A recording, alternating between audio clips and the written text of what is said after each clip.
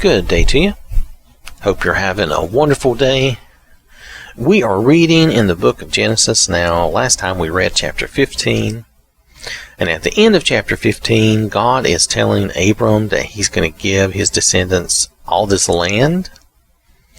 I'm going to read the last couple of verses here. On the same day, the Lord made a covenant with Abram, saying, "To your descendants I have given this land from the river of Egypt to the great river Euphrates, the Canaanites and the Kenizzites." This is the land of the Canaanites and the Kenizzites and the Cadmonites and the Hittites and the Perizzites and the Rephaim and the Amorites and the Canaanites and the Girgashites and the Jebusites. He's promising them, Abram's descendants, the land, the promised land, the land of Canaan, the Israel, that Israel is supposed to occupy that land.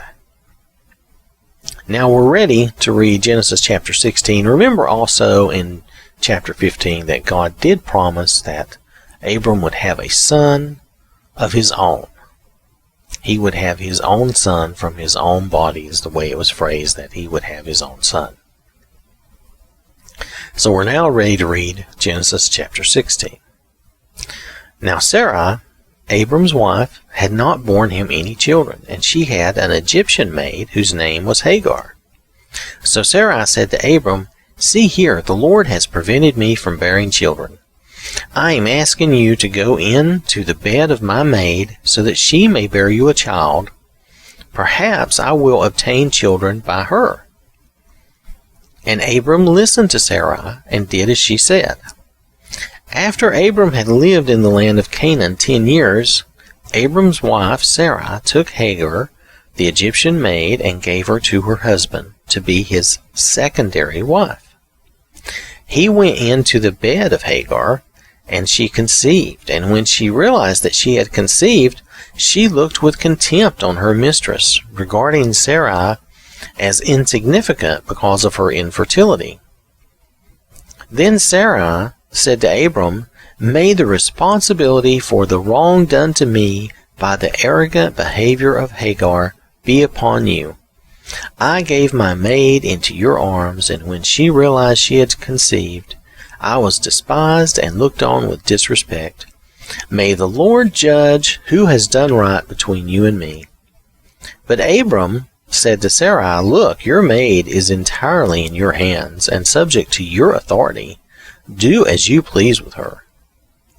So Sarai treated her harshly and humiliated her, and Hagar fled from her. So let's stop there for a minute. And let's look, this is the kind of thing that happens when we try to help God, or we think, well, God's not doing this in the time I wanted him to do this. He's not doing it the way I wanted him to do it. So I'm going to find a way to try to make this happen. So this is when we try to take our worldly ideas and we try to, make something happen. See, God had already promised Abram that he would have a child. Now, admittedly, I didn't see anywhere where he mentioned Sarai, but Sarai was his only wife, so that made sense that it was going to come through Sarai, and that, they would have a child. Because that's the way it would be. That's what you would want. I would not want to be having children with other women other than my wife, and I don't want secondary or third wives or things like that. That's too weird. But anyway, it would just be way more trouble than I would want. But here Sarai is like, okay, the Lord has restrained me or prevented me from bearing children. Well, that's not exactly true. For whatever reason, she was just not able to until God made it possible. So then she's asking Abram, now she's telling him, I want you to go and be with Hagar, and you will have a child through her, and thus I will gain a child through her. Kind of making her that surrogate mother, which people do that nowadays. So before you go acting like this is weird and unusual, There's a lot of people that do that nowadays. Rich people do that nowadays. They pay someone to basically bear children for them. And anyway, if you think this is weird, compare this to today's standard. She gave Hagar to Abram as a secondary wife so that he could have children. Again, she's trying to help God because she doesn't see him coming up with that answer in her time frame. She's wanting to go ahead and have that child, and it's not happening. Then, okay, so of course, Hagar gets pregnant. She conceives. And then Hagar looks at Sarai differently in a scornful way. And this is my understanding of when there's multiple wives and stuff involved, that this kind of thing happens regularly, because there's this, for one, there's this competition, but also just that, women sometimes, some women, not everybody, some women will, they will think better of themselves because they can do something you can't do. And in this case, she maligned or thought badly of Sarai because she could not produce. So Hagar kind of got the big head about that. She kind of got full of herself. But then notice that Sarai turns around and blames this on Abram. Now, I don't know all their interpersonal relationships, but this was her idea. It's plainly stated this was her idea. So now she turns around and she wants to blame it on Abram and say, hey, the Lord judged between me and you because I know you're in the wrong, is what she's saying. I mean, because that's what we do. We say, hey, you're in the wrong, and, God will get you. People still say things like that now, but she's like, this is your fault, and she's blaming him, and he's like, Abram wants no part of this now, okay? I mean, he was willing. Now, notice, before, he listened to her. Sometimes we do things we know are wrong. We listen to someone else. We listen to and it could be our spouse, it could be a friend, it could be whatever. Sometimes we know we're doing the wrong thing, but we do it, and maybe we get some little side benefit of it, as in this case, possibly. But maybe we just do it to make them happy. We think, well, if we do that, they'll be happy. You know what? That doesn't work. That does not work. And here, in this case, you'll see this. She's not happy. Sarah is not happy. He has not made her happy. Quite the opposite. Now, she's angry, and she's unhappy, and things did not turn out the way she wanted. Now, it was her idea, and it is her fault. But Abram also, when somebody asks you to do something that is wrong, and he should have also reminded her to trust and believe in God, then, you need to say no. You need to turn that down, because it also is going to get you into trouble. It's going to put you in a bad light and put you in a bad way. And the ramifications of this overall are just negative. There's just not a lot of good stuff that comes out of this. It puts them in a bad position. It gets them mad at each other, and Abram's like, look, I don't want to have anything to do with this. She's still yours. You have authority over her. Do what you want to do. So he's like, I'm out. I'm out of this. That's not my problem. You deal with it. And, I understand that, Sarai is his priority. So of course he wants her to be happy, and she's his wife, really. Okay. Hagar was just a second, something they were trying to do. But they both should have trusted and remembered God and not have gotten into this. It's just made this situation hard for them. Anyway, and so then they mistreat Hagar as a servant, basically a slave. I mean, I don't know for sure. It says servant a lot. It doesn't really say slave. But the inference here to me is that she was theirs, that she worked for them, probably in return for shelter and food and everything else, which is not exactly slavery now. I mean, but in a way it sounds like too she may have been kind of their property. So we're touching on a area where since it doesn't absolutely say it's hard for me to know, you notice they did let her leave. She left. She fled from her. And it's not like they were going after her to hunt her down. But she left. Hagar left. So, just something to notice. So I don't think she was truly like a slave, but I think she was a servant in their household.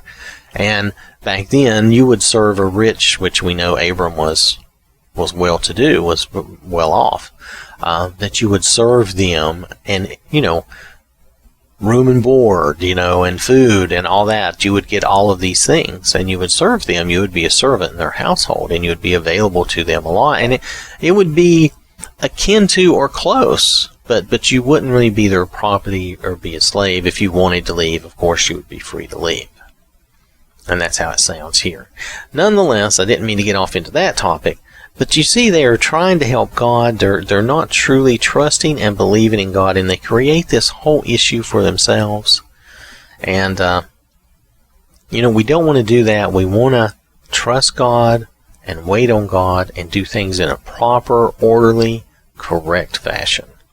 There's no need to think we can take moral shortcuts, especially, and get where we want to be, because we can't. We can't. We have to do things in the proper way, in the proper manner. All right, I'm going to continue on because that's just the first 6 verses. But the angel of the Lord found her, Hagar. Remember, Hagar had just fled. But the angel of the Lord found her by a spring of water in the wilderness on the road to Egypt by the way of Shur. And he said, Hagar, Sarai's maid, where did you come from and where are you going? And she said, I am running away from my mistress Sarai.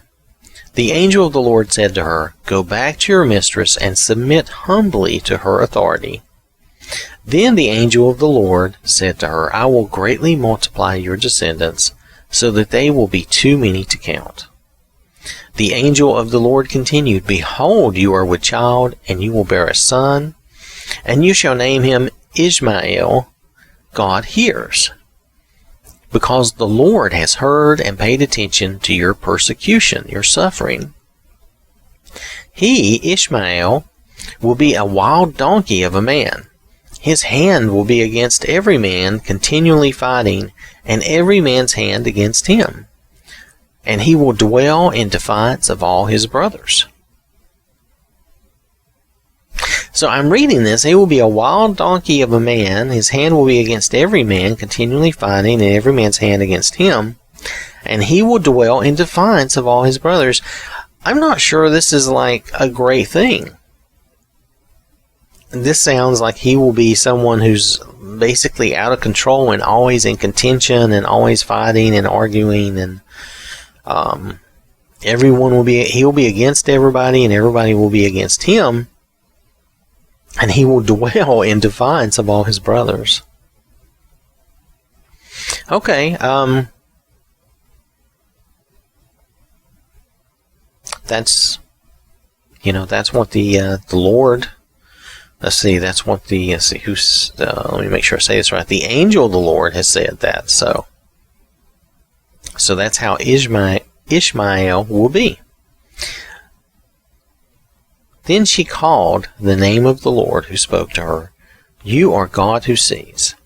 For she said, have I not even here in the wilderness remained alive after seeing him who sees me with understanding and compassion? In other words, she recognized that that God was having compassion on her. Therefore, the well was called Bir Lahai-Roi. That's going to be as good as I get. Well of the living one who sees me. That's the translation. It is between Kadesh and Bered. So, she appreciated the Lord, the angel of the Lord, coming to her. And notice the blessing, I will greatly multiply your descendants. Well, this is already a descendant of Abram's, so don't take this the wrong way, but automatically it's going to also be a part of that descendant's promise. So these descendants are going to multiply. And here again, it's being reaffirmed that these descendants will multiply. Even though this was not the correct or proper descendants, this is still a descendant of Abram's. So Hagar gave birth to Abram's son, and Abram named his son to whom Hagar gave birth Ishmael. God hears. Abraham was 86 years old when Hagar gave birth to Ishmael. So that is the end of this chapter. Ishmael is born, but he's not going to be the true heir either.